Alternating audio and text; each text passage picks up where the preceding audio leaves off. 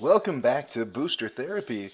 You're joining us today for a Halloween special, spooky little number that has everything to do with a fun Commander deck tech.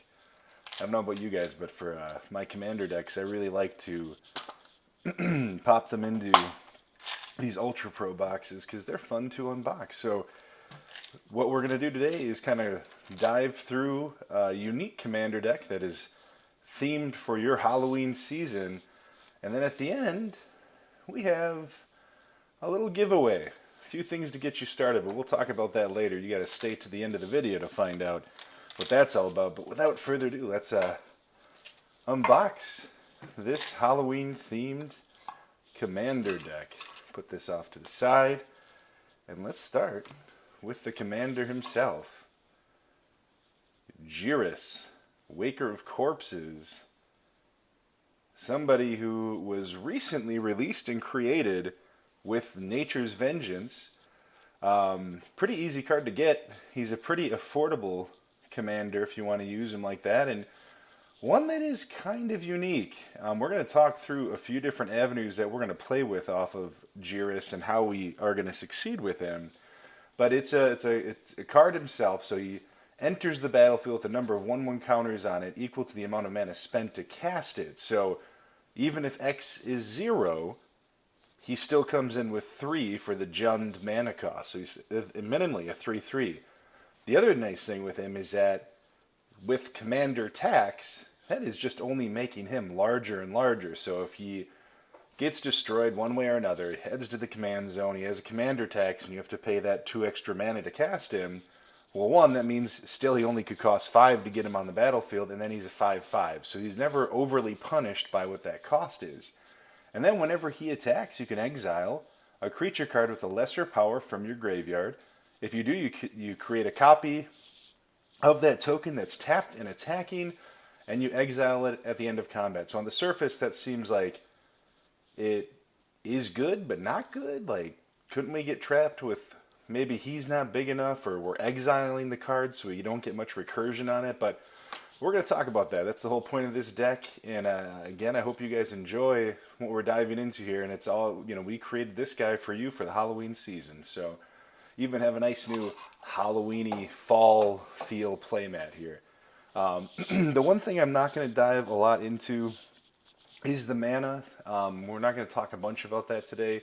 There's definitely certain lands that are effective in this, and you're always going to want the ones that help you with your mana fixing. It's smart. It's something we always try to do as best as we can here, or at least some relative ramp. We'll talk about the ramp spells, but first, let's dive into some of the creatures that we're going to be talking about here, because there's a handful that really benefit from this and also help build on the synergies. So I want to walk through that. The other thing that is fun about this deck is it is an absolute creature feature. Like anything fun in Halloween, we love big scary monsters.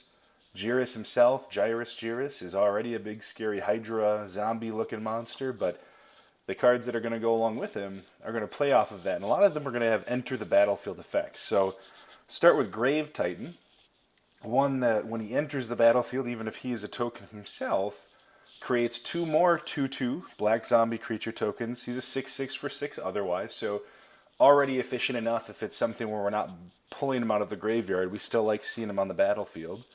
Here is an easy addition, is Ravenous Chupacabra. He will be in every circumstance.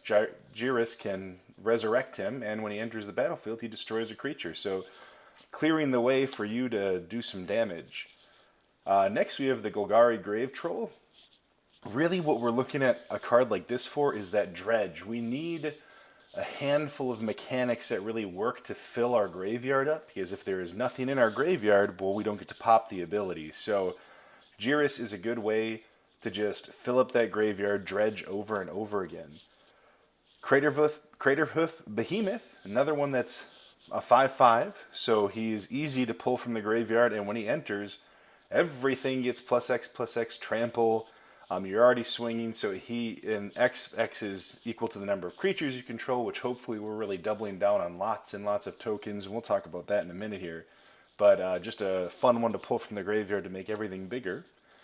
The other thing we have, if we're not entering the battlefield, we're looking at things that trigger when they die, because we know that a lot of these guys are going to be exiled or die at the end of combat, and we're going to find ways to sacrifice them that benefit us, and when they do, we get to distribute counters and other things like that. So you're going to see Jugan, the Rising Star.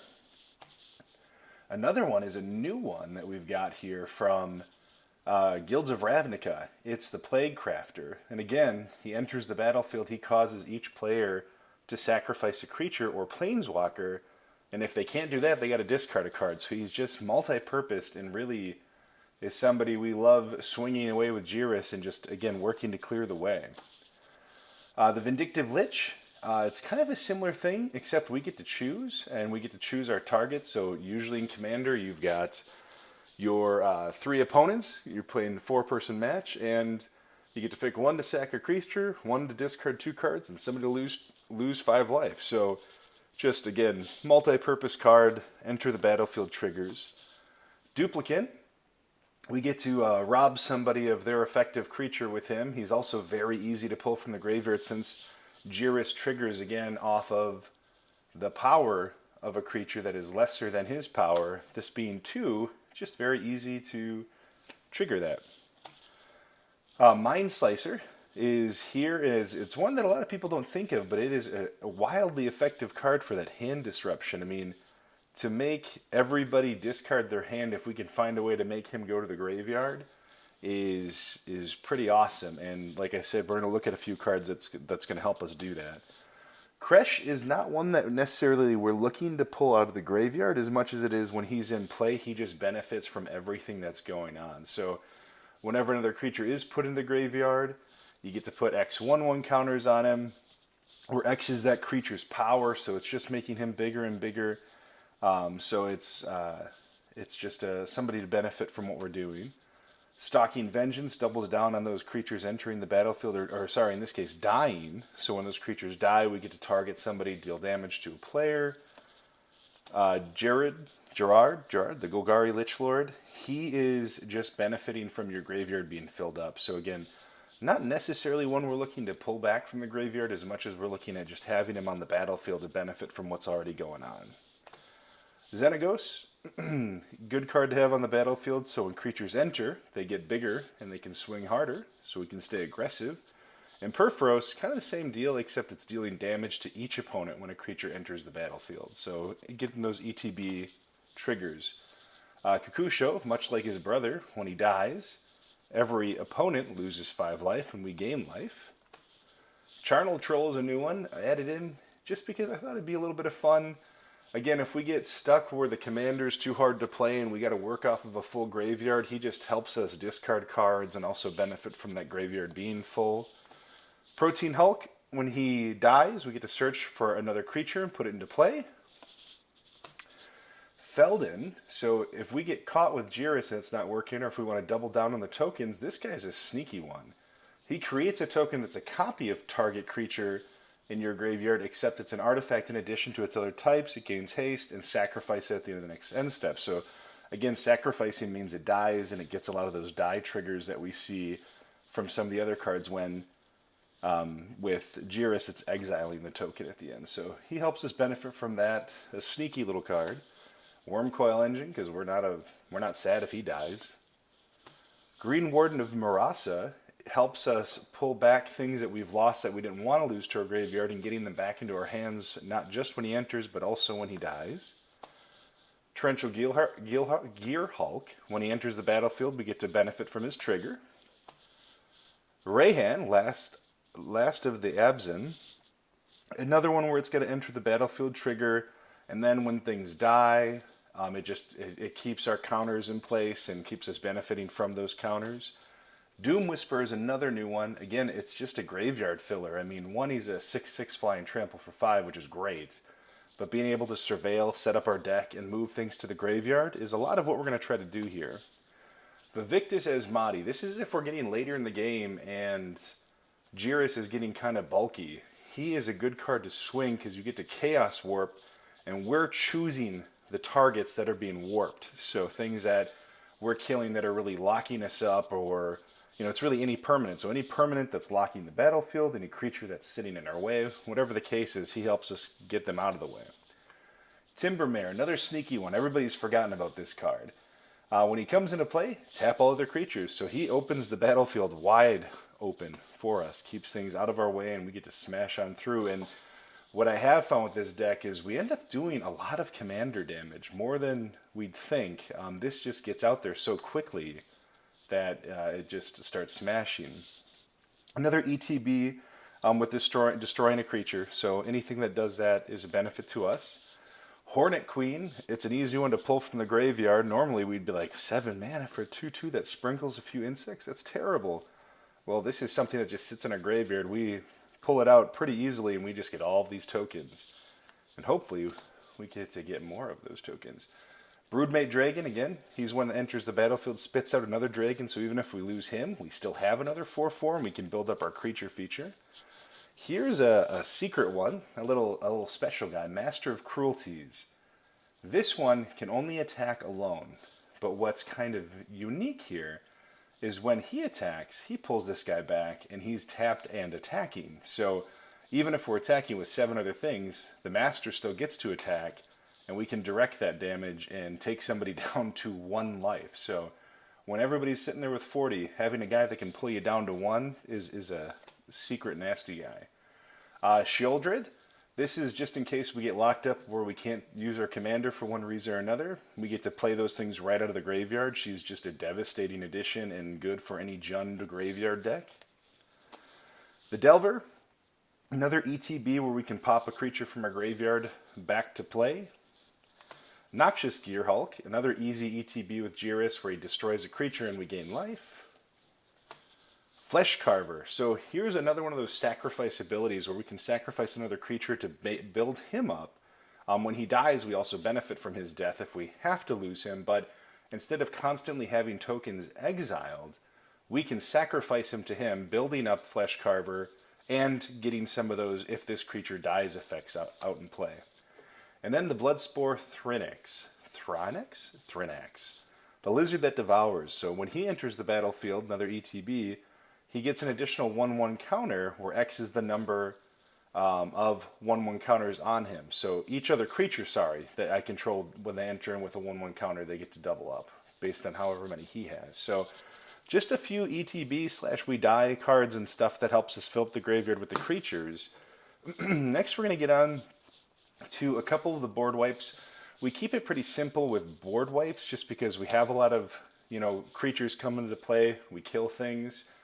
So we don't need to go too aggressive with it. You'll see that we have another card coming up that helps us with the remover. But Toxic Deluge, any deck that has black in it, for Commander, I feel like this is a staple. You really need this card. It's a crazy good removal, especially early in the game when we might be looking to develop more midway through the game or even late in the game. This just helps us keep things for cheap and easy and not getting in the way of our curving into what we need to get into. Helps wipe that board. Living Death is another one too. I mean, we're going to have a very full graveyard, so the thought of removing everything that's currently on the battlefield and then putting everything from our graveyard onto the battlefield is devastating. So 2 of those there, not a whole lot. Next we're going to talk about some of the enchantments that we're going to work with here. First one is Warstorm Surge. Again, it's just working off all these creatures are entering the battlefield, and if we can use that power to target things to kill other creatures or players, it just helps us to stay aggressive. Evolutionary Leap, when those creatures, instead of having a creature exile, again, we can sacrifice it, where we get to benefit from that creature being sacrificed because we get to get through our library. On top of that, we can trigger those die mechanics.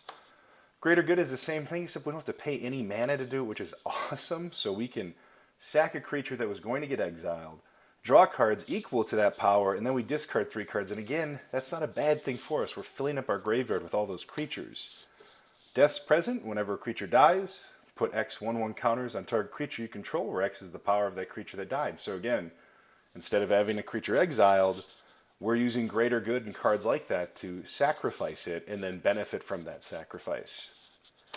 And of course, what would a deck be without Doubling Season? We're making tokens, and What a lot of people don't know is, or don't realize, so Gyrus is making a token, and that token we know has to exile at the end of combat. Well, doubling season will double that token. Now that doubled that that copy of that token, basically that token of a token, does not have that same mechanic where it must be exiled. So doubling season helps us get sustainability. So not only do we get more creatures, but we get more that we don't lose. Primal Vigor is the exact same thing, except it's exactly like doubling season, pound for pound in this case, except it doesn't benefit planeswalkers, which we're not playing in this deck.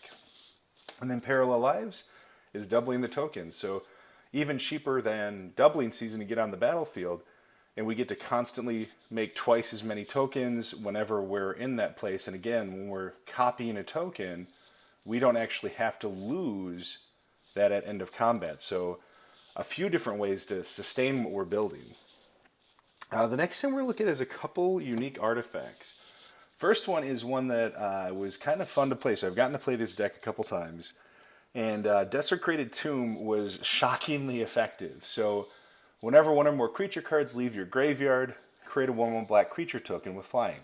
Almost every single turn this is happening. So just getting these little 1/1 flyers, which end up being 2 or 3 of them because of Parallel Lives or doubling season, was crazy. I mean, I had a board full of bats that actually were winning me the game because I could focus on one player with Gyrus and what I was resurrecting, and I could focus on a completely another player with the bats that they couldn't block because of flying. It just became ridiculous.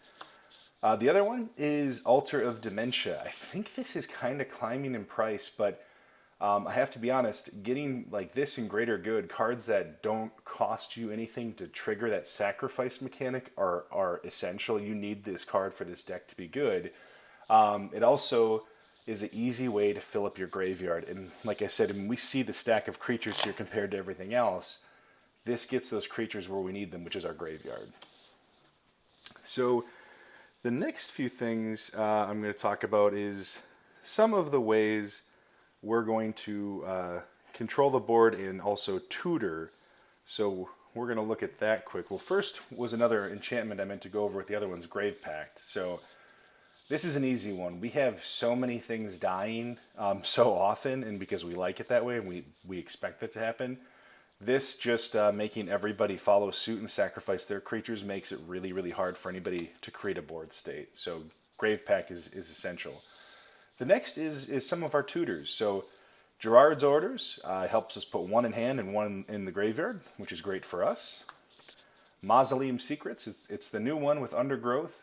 Getting to search for a black card with converted mana cost less than or equal to the number of creature cards in your graveyard. We're going to have a graveyard full of it. So this just lets us grab Grave Pact or a few of the other cards you'll see, Living Death, things like that. Sheoldred, if that's the way we have to play, lets us get to a lot of cards. Demonic Tutor. This is just, it's always good. Yes, I think it's up to like $40, but it's arguably the best tutor in the game. Puts it in your hand, doesn't cost you life. Diabolic Intent. We don't mind sacrificing creatures. It's a good place for them to be in the graveyard. We have lots of ways to do it, and lets us search for any card and put it in our hand. And then Gamble. So Gamble's a risky card because it's like, hey, we get one, but then we randomly have to discard. But again, let's say we gamble for a good creature and we have to put it in our graveyard, we're going to have ways to get them right back out of there. So Gamble is actually really good for this deck. The next few things are going to be how we benefit from our graveyard and a few more ways to build up the graveyard. So we're going to talk about first the filling. So we got cards like Grizzly Salvage, cheap little card. Helps us look at the top 5 cards and gets a land for us, and the rest of the creatures can dump in the graveyard. Usually you're going to take a land here just to not have to play too many lands in this deck if you can avoid it, and you're just you're able to keep, I guess in a sense, ramp and fill up the graveyard. The next one is Reforge the Soul. It's just a wheel effect. Discard hands, draw 7 cards. One that impacts it's disruption for your opponents.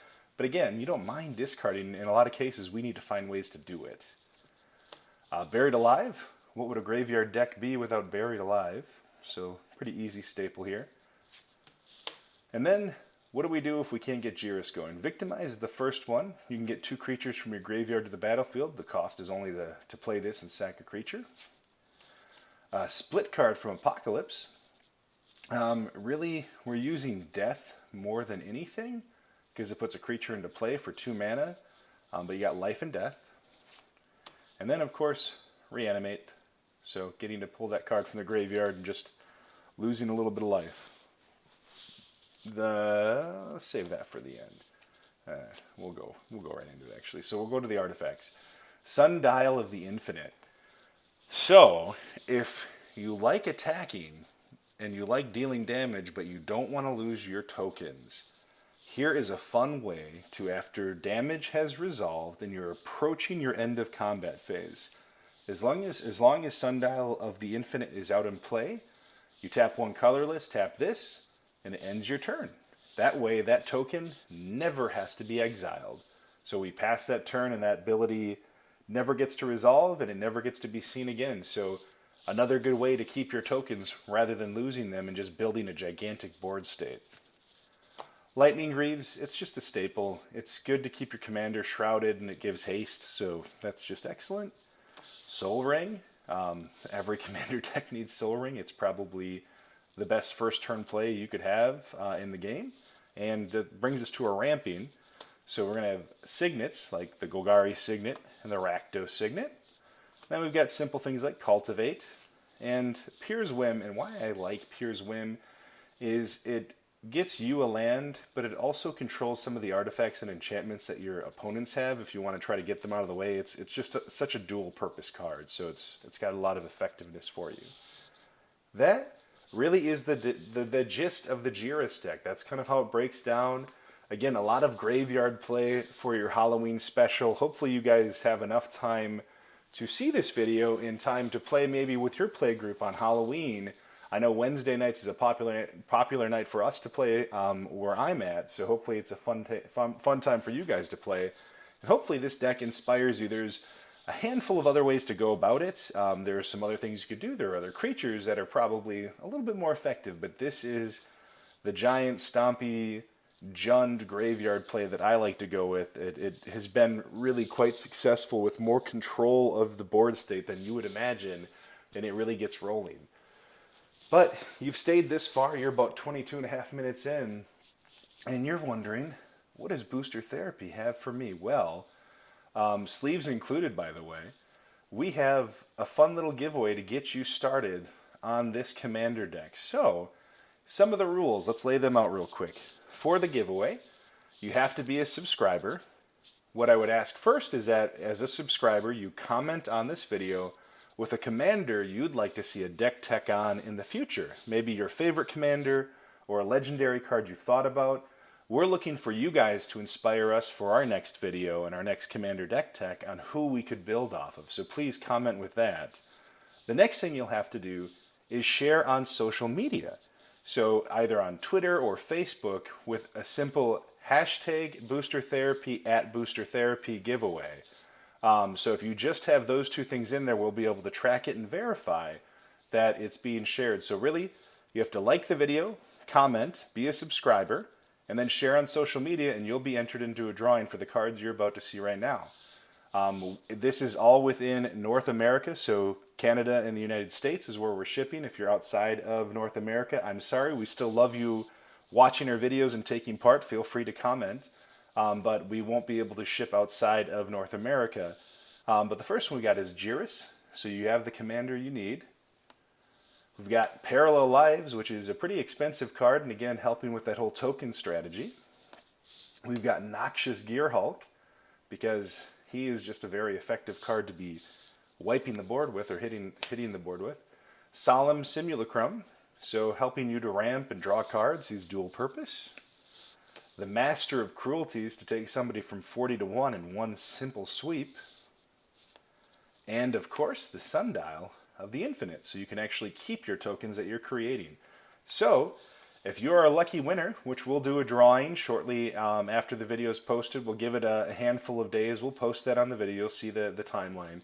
But if you're the lucky winner, you win these. But again, you have to like, comment, and subscribe, as well as share on social media. So Facebook, Twitter, any social media that you can do, hashtag Booster Therapy, at Booster Therapy. We'll be able to track that and make sure you're sharing us and sharing the video. Otherwise, I hope you enjoyed the Halloween special. Hope you guys, one lucky winner will enjoy this little treat. We thank you so much for all that you've done for us and all that you're doing. We thank you for watching the video. Thank you so much. This is Booster Therapy, and have a happy and safe Halloween.